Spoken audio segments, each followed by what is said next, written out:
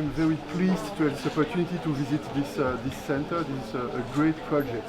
And it's very important for the European Union to cooperate with Africa in general, with Rwanda in particular, in order to develop this digital ambition.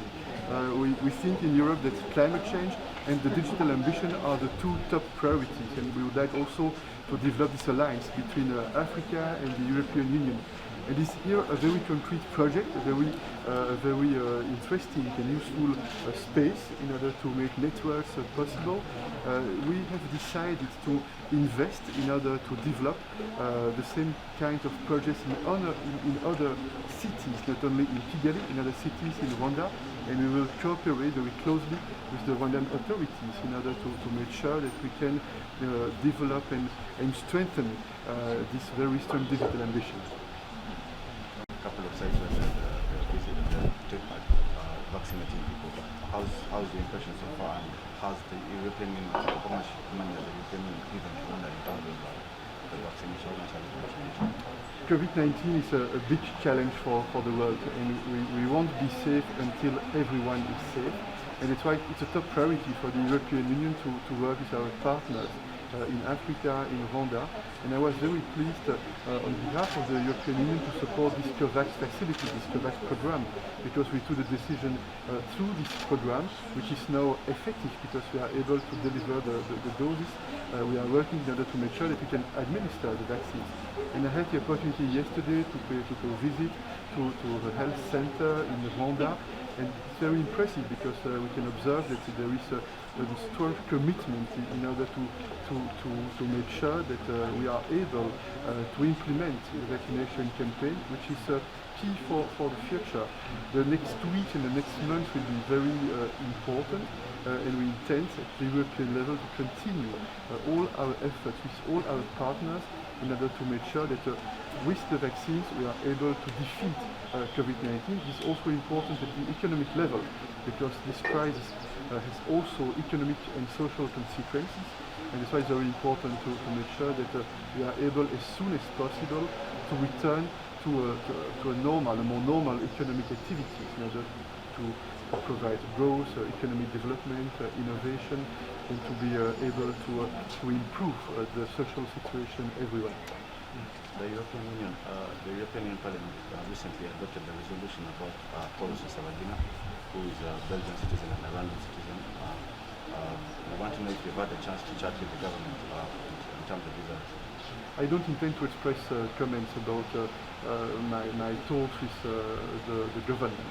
I had the opportunity yesterday to discuss many bilateral topics with the authorities, also multilateral topics, and we want Rwanda and the European Union to develop this alliance between Europe and Africa. We discussed a lot about the role of the private sector in order to improve the level of the infrastructure, the quality of the infrastructure, in order to create more jobs in Africa, which is a top priority. Yesterday you met President Kagame. Can you tell us about what you discussed? We discussed many geopolitical topics, many bilateral topics.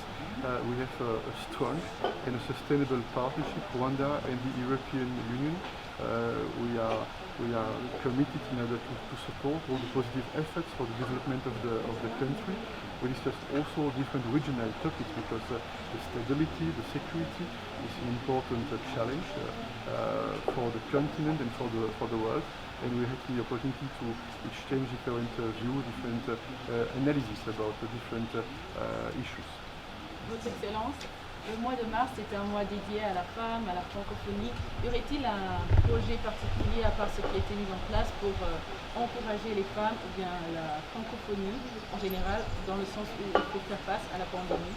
Moi, je suis très impressionné ici dans cet espace de voir qu'il y a beaucoup de jeunes femmes qui sont mobilisées dans l'innovation sur le terrain digital. Et ça, c'est un formidable signe d'espoir. On sait qu'il y a encore un grand travail dans le monde entier pour faire progresser cette égalité des droits entre les femmes et les hommes. C'est un combat permanent. C'est le cas en Europe, c'est le cas partout dans le monde. Faire en sorte que les femmes aient les mêmes accès aux chances que les hommes, peut-être un engagement.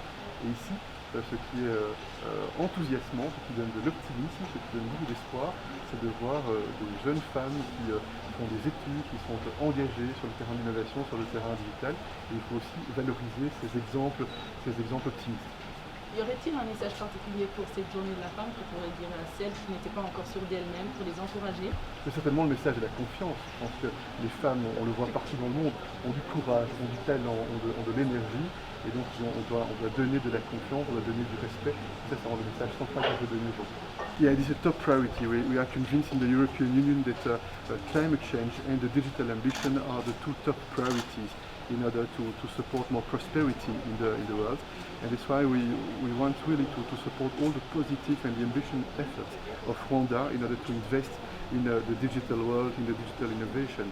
And this project is very exciting because we can observe young entrepreneurs with a lot of energy, with very innovative ideas, and they are working together, they are developing networking.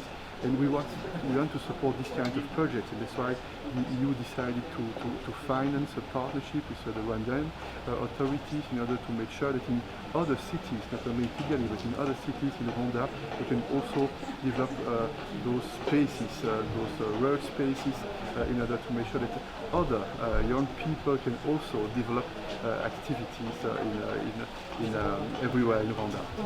Let's talk about vaccines. They have finally arrived in Africa, but we've seen a lot of vaccine nationalism. What would you say about this, in the inequality in vaccination? Yes.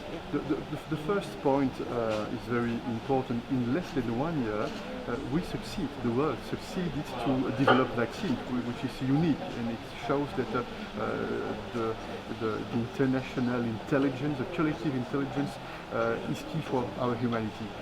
Second, Europe is clearly committed for the international solidarity, because we know that we won't be safe until everyone is safe. And maybe you know that Europe is the only continent which exports many doses of vaccines. We export between 30 and 50% of the doses that are produced in Europe, and probably by the end of the year, Europe will be the first continent when it comes to the level of production of vaccines.